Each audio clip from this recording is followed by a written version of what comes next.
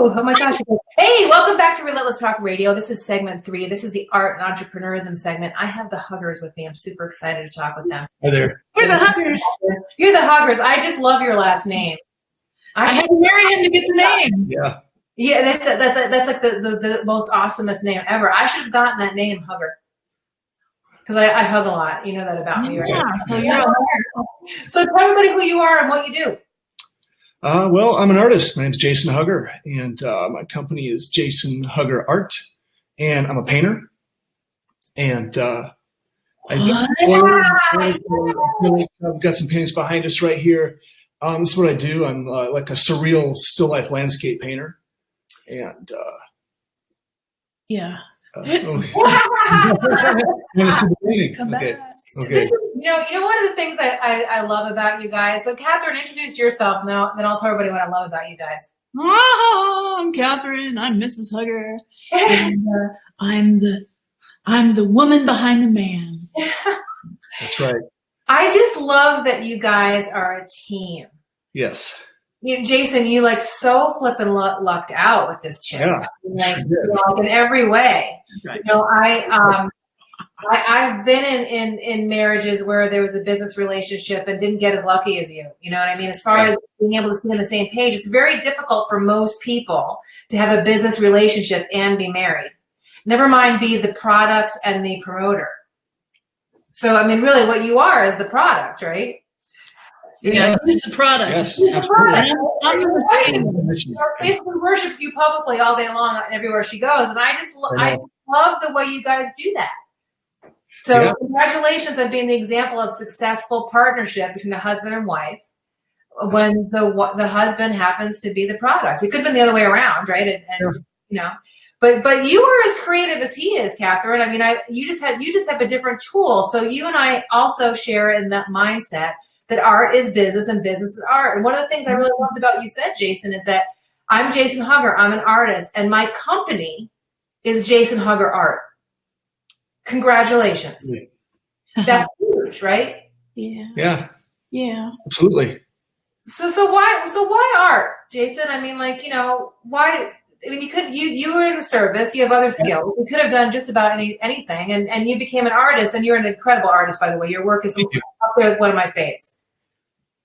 Right. So basically how it all started is I began at a very young age. I mean, I was in 7th grade in Battle Creek, Michigan, where I was in 7th grade there, and I was in an art class, but I hadn't really thought anything about art before. I just did a drawing as an assignment, and I was kind of a bummed out teenager. I mean, 13, hormones raging, whatnot. And what happened was the teacher came up to me and said, Jason, I really like this drawing. I think it shows potential. And that set the spark for the rest of my life being an artist. Isn't it amazing how a teacher can do that? They can do it one way or the other. They can tell you that you're an idiot and that you're stupid and you're not going to be anything. If you ever listen to Les Brown talk, have you ever heard him speak? Not familiar, no. Les Brown used to be married to Gladys Knight, and he was a radio guy, and he's a public speaker, and he's kind of like a inspirational coach kind of public speaker. And he had a teacher tell him that he was never going to amount to anything. Okay. So he got famous out of resentment. Yeah. Right. So I mean, like, you know, it can go one way or the other. You can have a teacher like fill you up like yours did, or you can have a teacher piss you off, and either one of those, if you're smart, you can use to drive you forward, right? Absolutely, yeah. Well, when I first met Jason, he told me he was an artist. I met him at the Alwyn House on Halloween, 2003. So we're coming up on 16 years when we met. And he told me he was an artist, and, you know, everybody downtown's an artist. So I was like, whatever. And when I got home, he told me what gallery he was with, and I just happened to have their calendar. And he was Mr. August. So he was the centerfold. Not really centerfold, just a studio shot, but whatever. And then I Googled him, and his art was good, so I gave him a chance. So that's really kind of cool, because you were part of a renaissance in downtown Phoenix. I've seen the pictures from the 80s and the yeah. I mean, you were hot stuff. There's a lot of stuff happening at the Ice House Gallery and like all sorts of things happening. It wasn't a gallery, that was the Ice House. I wasn't a tad, I am now, though. Yeah, so you were all right. So, Jason, I really love your art. Can you tell us a little bit about? First of all, surrealism is amazing, right? So surrealism is like Dali, you know, and so I take that you're a surrealist, and I get that you're a landscape artist, but why? I mean, like you're a guy that you're a veteran, correct? Yes, absolutely. Yeah, I was in the National Guard, Army National Guard. Yeah. So you're in the Army, and you're I mean, you know what I'm saying? Like, how does that happen? Well, after art school, I graduated with a bachelor's degree in fine art. My prospects weren't that great for job wise, and I needed a way where I really wanted to get into serving my community, and I also wanted to make money doing it. And so I didn't really know how to do that. I was still making art, of course, and I always was going to. But I saw a commercial late at night about the National Guard, and I thought, well, I'll look into that. And I joined in 1998. It was peacetime. Bill Clinton was president, so nothing was going on. Yeah. And wound up staying in for 6.5 years. Yeah, they called him back. He was 3 months away from getting discharged when I met him. Yeah, and I was like, oh, good, he's going to be out.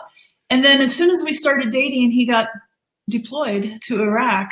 And we had this romantic long-distance relationship that was really hard, and we got through it, and we ended up being together and getting married. And, you know, if you can go through a war together, I mean, like, you know what I'm saying? Well, Jason, thank you for your service. Absolutely. It was an honor to serve my country in Iraq, now U.S. Army. Thank you.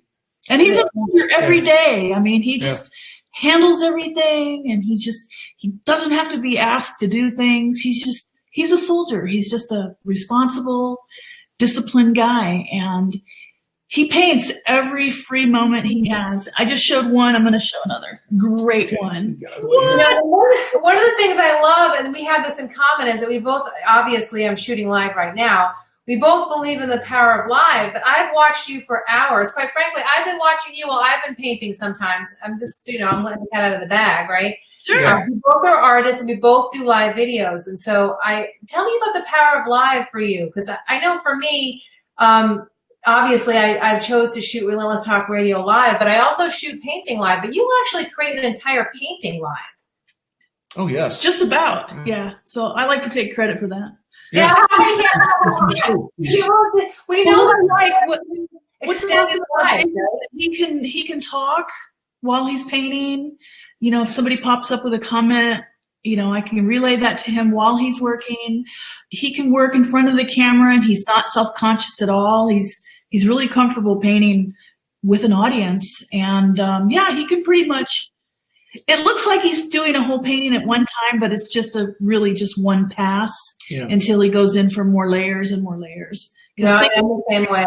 I usually, my lives are about 20 minutes, and I'll tell some story or whatever. But my paintings are about between 6 and 15 layers sometimes, right? Yeah. In order, and that's part of creating something that's rich and meaningful, as opposed to just a wash, right? I love that about your paintings. You can tell you spent time on the canvas. It has texture, it has depth, color. There's everything about the way you make, and we have a very similar color scheme. Different ways of making art, but similar color scheme. So, were you inspired by the surrealists as an artist? Absolutely, yeah. From my early days in art school, we had to take art history, and what part of art history was the surrealists, and I really loved them. Thought, you know, it's not just painting an object in a landscape. There's depth to it and meaning, and there's psychology and history. And I just loved every part of surrealism. A lot of people comment on his work to Dali, and it's like it's always a compliment, because even though he compared to Dali, he's doing something completely amazing and new. There's a hole right there. Boop, boop, boop, boop, boop. Ways in the painting. Oh, that's way cool. Yeah. Yeah, and also during the live show, this wasn't even finished. He was working on it in the live show, and a collector picked it up during the process of watching the live show. So we like doing live shows. People seem to like them. It's fun for us. Gives us something, fun to do. Like today's production day. Let's do this. Yeah, it's great. Well, you know what? I have to say, like, as a fellow artist who also shoots live, like, I love seeing your consistency, because when I thought, who could I ask today? You were top of mind to me. And one of the reasons why you're top of mind is because you're top of flipping mind. Oh, thank you. So well done. You know what I mean? I know hundreds of artists in this town, but you were the first people I thought of. Oh, thank you. Thank you. That's a really a compliment. Thank you. So you're doing what you're setting out to do, which is to be top of mind for people. And also you're creating relationships with people because they're getting to know you and how you work. And people who don't make art are fascinated by us crazy people, right? They're fascinated by it because they don't have that desire or need or skill, right? Yeah. And even though people can see him painting live, they can see the technical parts. Even though I see him create the painting, it's still magical to me.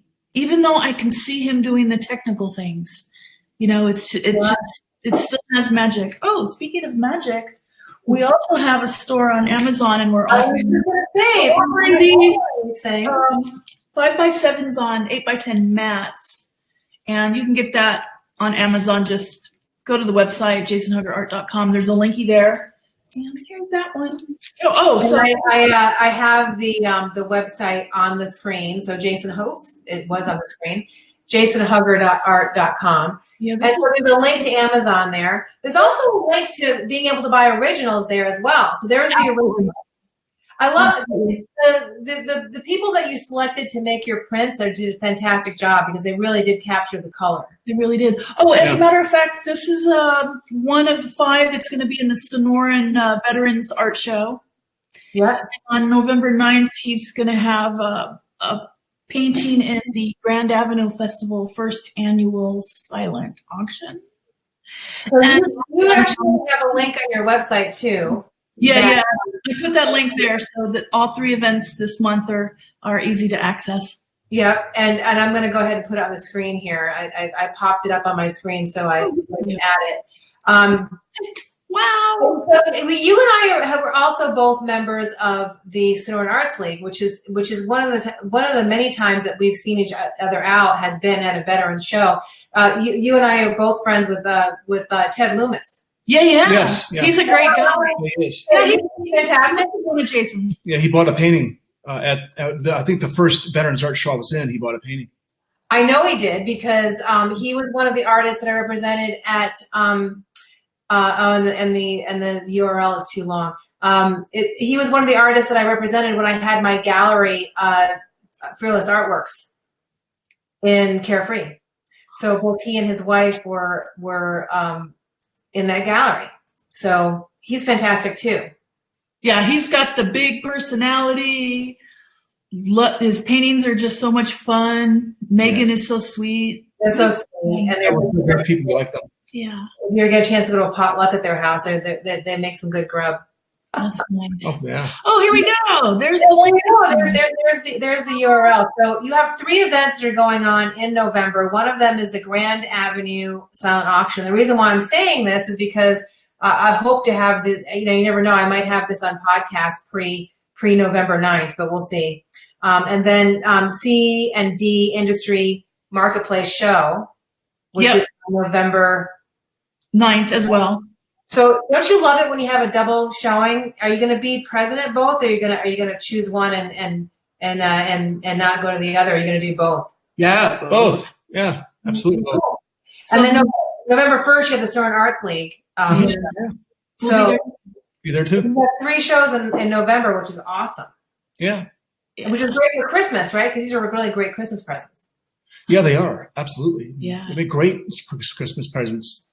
And if you're on a budget, then you can always buy on Amazon because obviously the prints are less expensive than the originals. Oh, and I love that you guys have found a way for people to own your work in many different ways. And I've just started to do that myself as well over the past couple of years. And not everybody can afford $1,000 painting. That's right. And we've got plenty of people that follow you and love you, but they're on a budget. And so this is really awesome that you have options for people. Right. We have this on Amazon. It's a 2-day. It's Prime. So you can get it in 2 days, and it's originally 11 by 14. That's an 18 by 24, actually. 18 by 24. Yeah. So it's a medium-sized painting, and this with the mat and the print. On Amazon, it's $30. One of the things we were talking about today was a time when you've changed on a dime. You've turned on a dime. When has there been a time that you guys have had to just go, okay, make a change like that? Every week, every day, every month, right? every year. Very often. Everything in art is, every artist has their own path. There's not a set path. For example, like manufacturing, where you develop a product and then you have it made and you market, you distribute it. Each artist has their own path, and it's always a mystery what the next step is going to be. Sometimes opportunities come to us, and sometimes I have to search for opportunities. But whenever something comes up, we like to be fluid, to be able to say, yes, we'll do this. For example, yesterday, you invited me. And it's like, yeah, we'll do that. Yeah. Everything's turning on a dime. I don't think anybody goes through life without having to do that. Yeah, very often too. You go ahead and write your business plan and have an idea of where you're going. And I think you have to have that, or if not, you're just kind of aimlessly floating around, right? Oh, yeah. Which is not good either, right? You got to be able to change in a dime, but you do have to be kind of moving in a direction and then change accordingly. But I know a lot of artists that they just, I'm going to make my art, and then just whatever happens, happens. And someone's going to see it, and I'm going to become famous. And, before you know it, they're 60, 70 years old, and none of their work's ever sold. Yeah, that's a shame. It happens a lot to a lot of artists. Yeah. And I never worked in fine art, and, I didn't have a fine arts education. So I stepped into this just loving his art. And I think social media has a lot to do with it, because artist opportunities pop up, calls to art, locally, nationally, internationally. And, I look at those carefully to see if he's going to fit in that. Right. Not everything is surrealism. Not everything is landscape. Not everything is still life, because that's all three of what he does. And you're really lucky, Jason, that you have somebody that will apply for a grant or apply for an award for you, because a lot of artists are so busy working their day job, painting every spare second, and they haven't got the extra time to go. I just applied for something last month. I didn't win. There was, gazillions of people that went in there, but I still continue to put myself into the pool, because I want to, at least 3 or 4 or 5 times a year, I'll apply for something.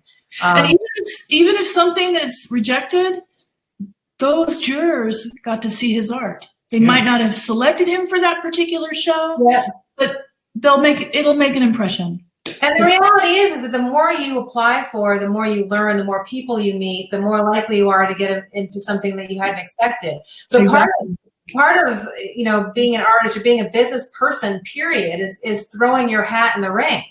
Right. You have to have your hat in the ring in order to be able to be selected for things, and people need to know you, because if it was it was like today. I talked about this in the first episode about being agile. It was about creating resources, having unlimited resources. I've been networking for 10 years, so I have a pool of 30,000 people between 3 states to pull from if I need to replace somebody, right?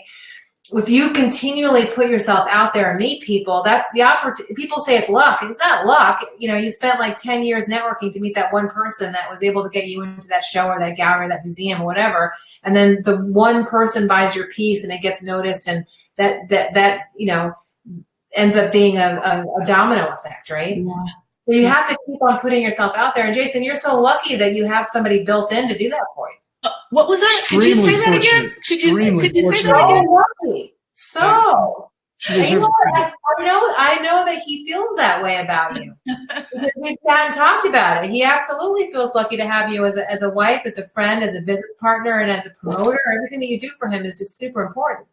Yeah, I was talking last week on one of my fitness lives about appreciation.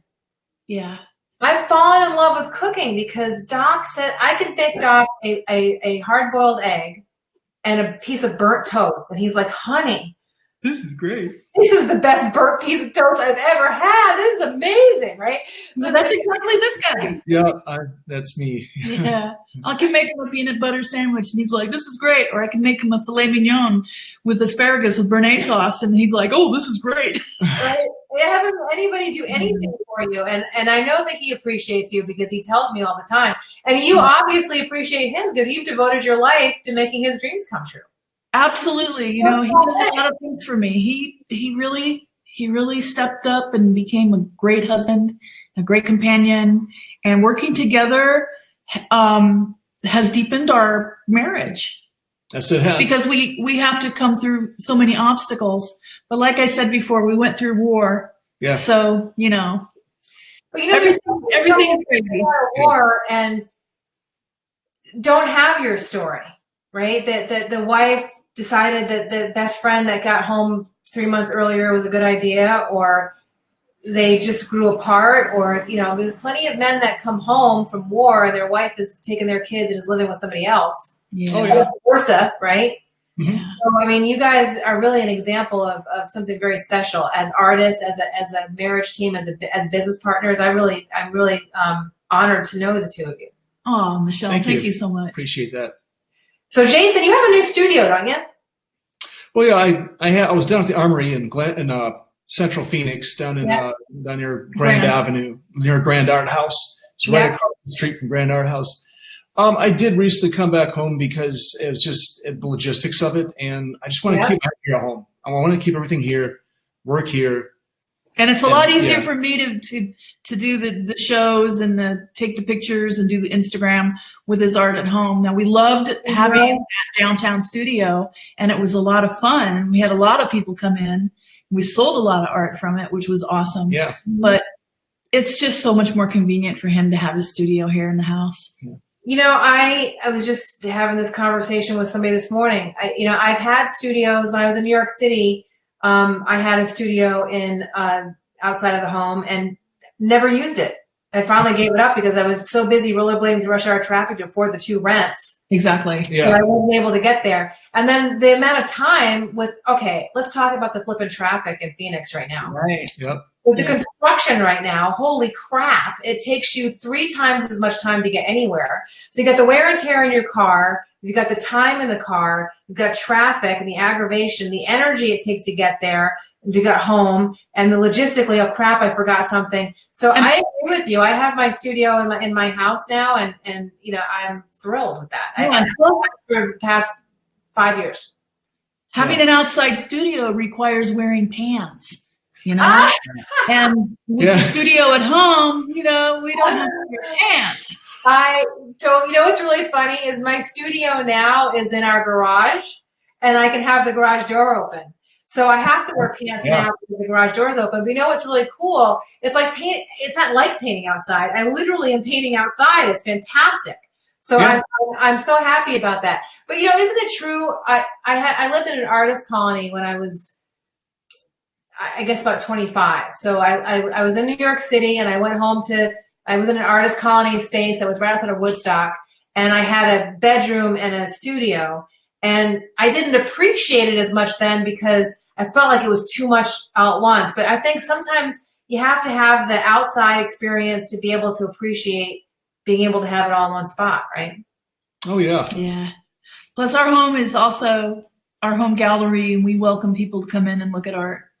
That's awesome. So every person who walks through the door gets the tour. Yeah. So I'm a member of your group. You have a group now that I become a member of, so I'll be hearing stuff, and I'll make sure to shout you out like I always do. I just totally love what you guys are doing on social media, what you're doing together as a unit. I really admire you as a couple. Your art is fantastic, Jason. Thank you so much for coming on Relentless Talk Radio. So people go to jasonhuggerart.com. Is there any other way they can get a hold of you? If they want it like for a commission, for example, if they got a big piece they want? Because you would be boys, right? You know, Google Jason Hugger, and all the art will show up, the Instagram, the Twitter, the Facebook, the website, all the ways. And what you're doing for him. Yeah. Now, you do commissions, right? We do. Yeah. We do. He did a commission for me recently. Yeah. I had a request for my kitchen. Say it again. I had a special request for my kitchen. Yeah. But when he does a commission, it's still going to be in the style that he does. Well, yeah, you're not gonna just do. He's not doing dogs or portraits. Or turn into like some other landscape kind of. But people here, let's have that one. Okay, this one. This one. Yeah. Okay. Here you go. So some people might have a different color palette that they would enjoy. Love that. What's So cool. Everything is backwards. Yeah, everything's backwards on Facebook. It's just the way it goes. It's so cool. Yeah. Hey, Jason, you know what I'd like to do? I'd like to exchange paintings. I'd like to give you one of mine for a small one of yours. Oh, that'd be great. We can talk about that offline. Yeah, let's definitely talk about it because I just love your work. Definitely make sure you keep me in the know about what's going on. This is fantastic. Look how cool that is. Just love it. Look at that. Yummy. You know what's funny? That these pieces have like a darkness to them, but they have a happiness to them at the same time. It's something kind of whimsical and something kind of scary about them. Yeah. Absolutely. Plus they're all gallery wrapped, so they don't need a frame. They're painted on all sides. So when it's on the wall, it literally jumps out of the wall. And his signature, he doesn't do a big signature. Let's see, where's the camera? There we go. You see that right there? I do mine in the corner too, a little tiny one. Look at that, tiny, tiny, awesome. Tiny, yeah. So it's not overpowering the painting. Yeah. And then he signs the backs too, and you can see it's a gallery wrap, fat edge. That's awesome. I love that you have it wired already for people. Yeah. Thank you so much for coming on Relentless Talk Radio and to turn on a dime with me today. And have a really fantastic rest of your Tuesday. I look forward to seeing you guys out and about in the art community. Thanks, Michelle. Bye. Bye. Bye. We love you. We adore I you. love you right back. Take care. Bye. Okay, so I'm trying to get.